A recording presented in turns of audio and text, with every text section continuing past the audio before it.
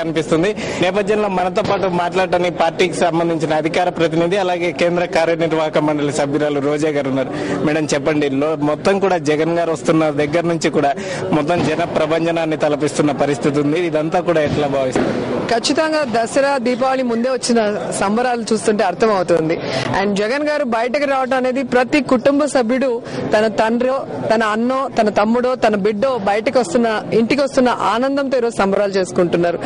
నిజంగా జగన్ గారు రావటం వైఎస్ఆర్ కాంగ్రెస్ పార్టీ నాయకుల్లో, కార్యకర్తల్లో కొత్త ఉత్సాహాన్ని నింపింది. అండ్ అందరూ కూడా చాలా సంతోషంగా ఉన్నారు. జగన్ అన్న అయితే పౌరాల గుట్టలో చెప్పడం జరిగింది, మా నాన్న నాకు జగమంత కుటుంబాన్ని ఇచ్చాడని. దానికి రియల్ మీనింగ్ ఈ రోజు మనం చూస్తున్నాం.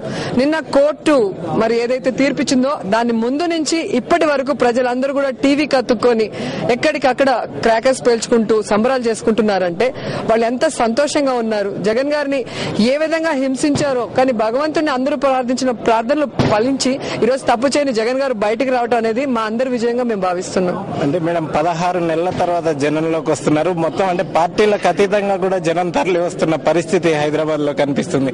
దీనిపై మీరేమంటారు?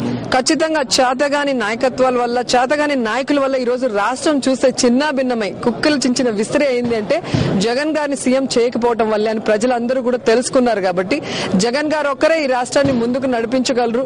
మళ్ళీ అభివృద్ధి వైపుకు నడవాలి అంటే రాజశేఖర రెడ్డి గారి తనయుడైన జగన్ గారే దానికి కరెక్ట్ నాయకుడని అందరూ భావించారు. కాబట్టి ఈ రోజు కులాలకి, మతాలకి, ప్రాంతాలకి అతీతంగా ఆయనకి స్వాగతం పలుకుతున్నారనే దాంట్లో ఎటువంటి అసత్యం లేదు.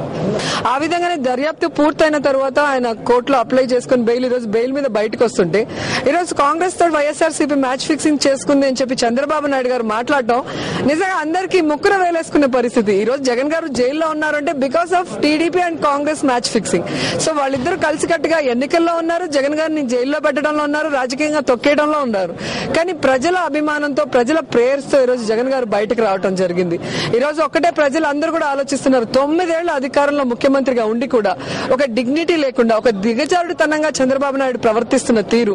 ఎందుకంటే రాష్ట్రం మీరు చూస్తే ఈరోజు అట్టుడికి పోతుంది సమైక్యాంధ్ర తెలంగాణ ఉద్యమాలతో. సో సీమాంధ్రలో ఆయన 2 జిల్లాలలో బస్ యాత్ర చేయడం జరిగింది. ప్రతి ఒక్కరు కూడా మీరు ఈ విభజనని ఆపండి ఆపండి అని అడుక్కుంటుంటే విభజనను ఆపకుండా బస్సు యాత్ర ఆపేసి హడావిడిగా ఢిల్లీకి వెళ్లి జగన్ గారు బెయిల్ ఆపడానికి రాష్ట్రపతిని కూడా కలవడం జరిగింది. వాళ్ళ ఎంపీలతో ఏ విధంగా మరి దర్యాప్తు సంస్థల మీద ఒత్తిడి తీసుకురా వస్తున్నారో కూడా చూస్తున్నాం. అంటే జగన్ గారు జీవితాంతం జైల్లో ఉండాలి, నేను మళ్ళీ అధికారంలోకి రావాలి అన్న తపనతో ఉన్నారు తప్ప రాష్ట్రం ఏమైనా పర్వాలేదు, రాష్ట్ర ప్రజల కోరికల్ని కాల తన్ని ఈ రోజు ఆయన ముందుకు వెళ్తున్న తీరు అందరూ కూడా అసహించుకునే పరిస్థితిని ఈ రోజు తలపిస్తుంది. నిజంగా ఈ రోజు మగాడు అంటే జగన్ గారు అని చెప్పొచ్చు. చంద్రబాబు నాయుడు గారి మీద పెట్టిన కేసులు, ఈ రోజు చంద్రబాబు నాయుడు గారి మీద పెట్టిన ఏ కేసుకు కూడా ఆయన దర్యాప్తుకు రాకుండా అన్నిటి మీద స్టే తెచ్చుకున్నాడు. కానీ తప్పు చేయని జగన్ గారు 16 నెలలు జైల్లో ఉండి అన్ని కేసుల మీద దర్యాప్తు అయిన తర్వాత కడిగిన ముత్యంగా బయటకు వచ్చారు. సో ఈ రోజు చంద్రబాబు నాయుడు కన్నా 1000 రెట్లు, 1,00,000 రెట్లు జగన్ గారు గ్రేట్ అని మేము అందరం కూడా ఒప్పుకుంటాం.